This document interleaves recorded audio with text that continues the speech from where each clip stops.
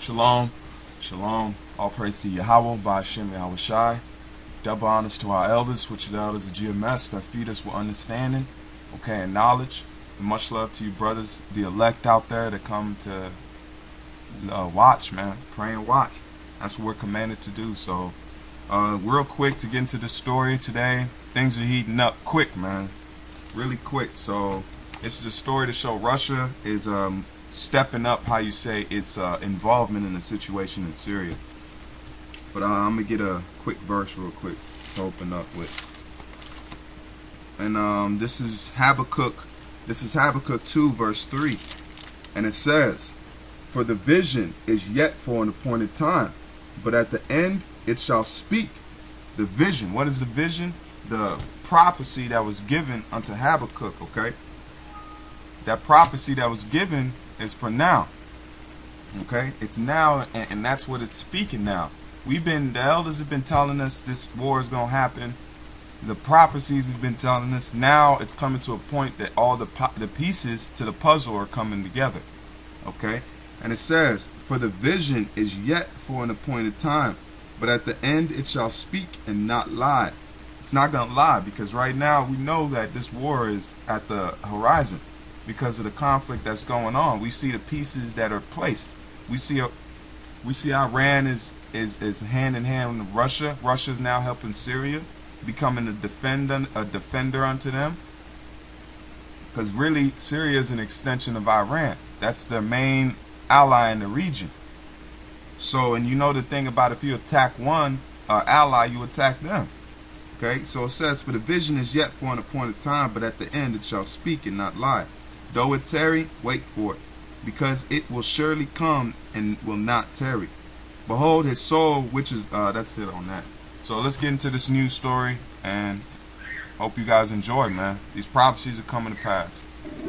Israeli firefighters are trying to put out the flames in the Israeli-occupied Golan Heights Friday. Authorities say the fires came from sectarian battles near the border with Syria. Amid the tension along the border on Thursday, Austria said it would withdraw its UN peacekeepers.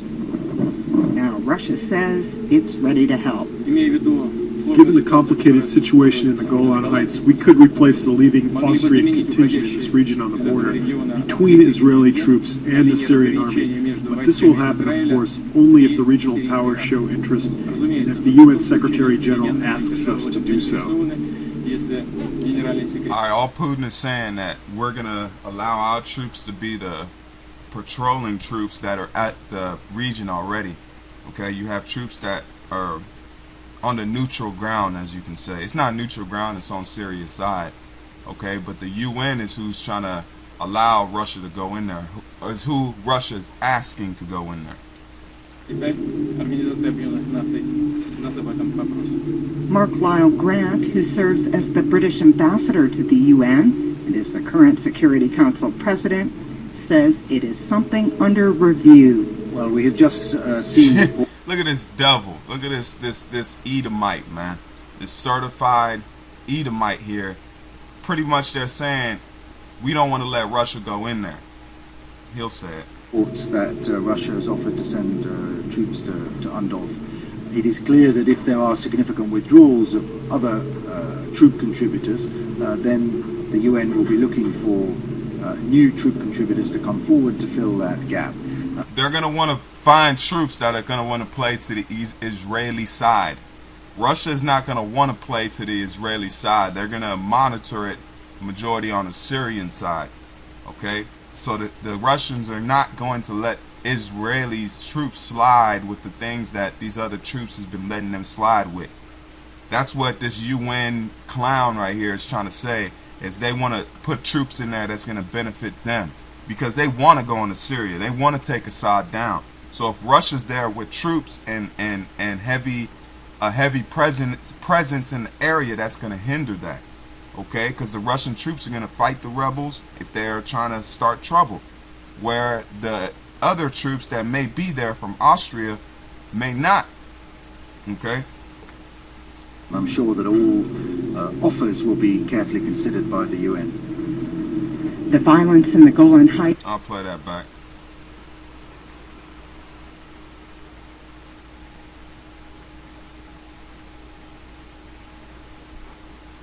Salakia.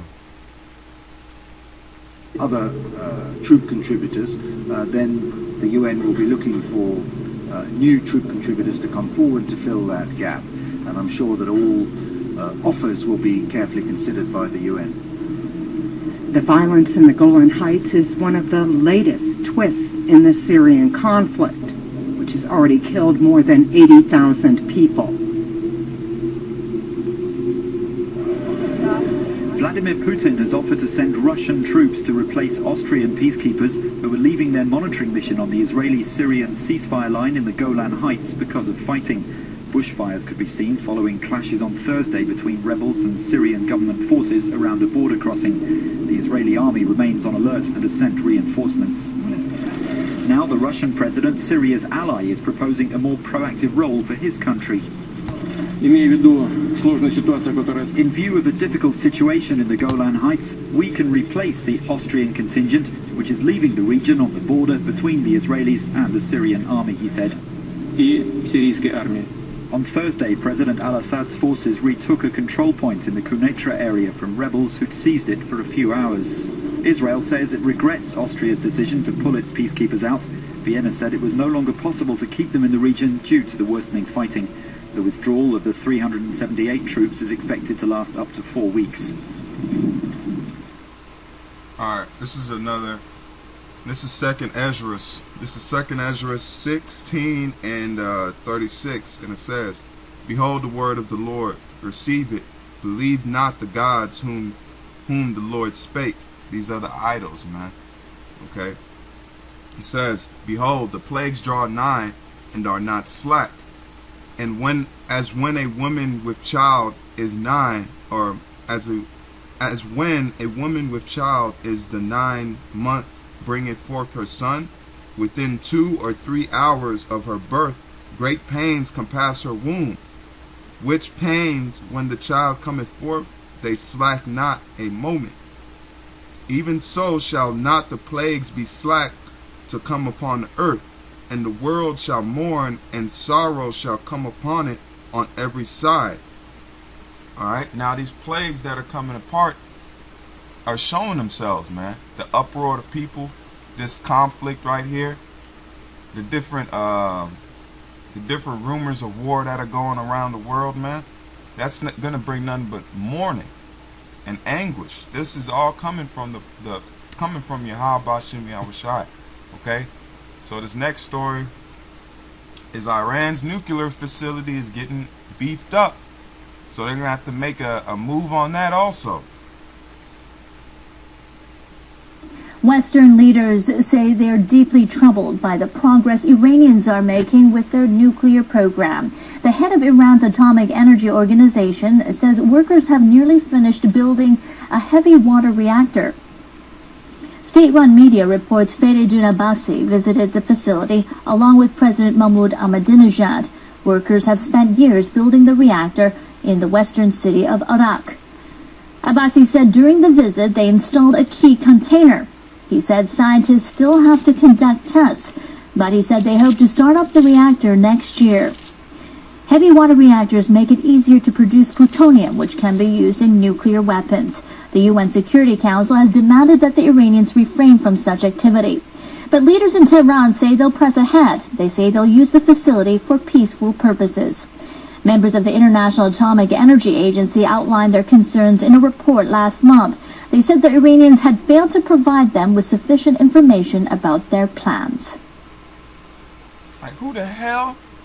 Seriously? Who the hell? Let me read this, man. This is Jeremiah 51 and 20. We'll start at 25. And it says, "I am against thee, O destroying mountain, saith the Lord, which destroyeth all the earth." Now, who's that mountain? Well, mountain is rulership or government, okay? America is that government that destroyeth, because it destroys through policy, and it destroys through physical means and war, and it destroys through political too. All right, because the EU is or the so-called atomic agency is set up by the elites, man. to control other people from using this technology of plutonium into weapons and having nuclear capabilities. So now it's destroying all the earth, as in it's taking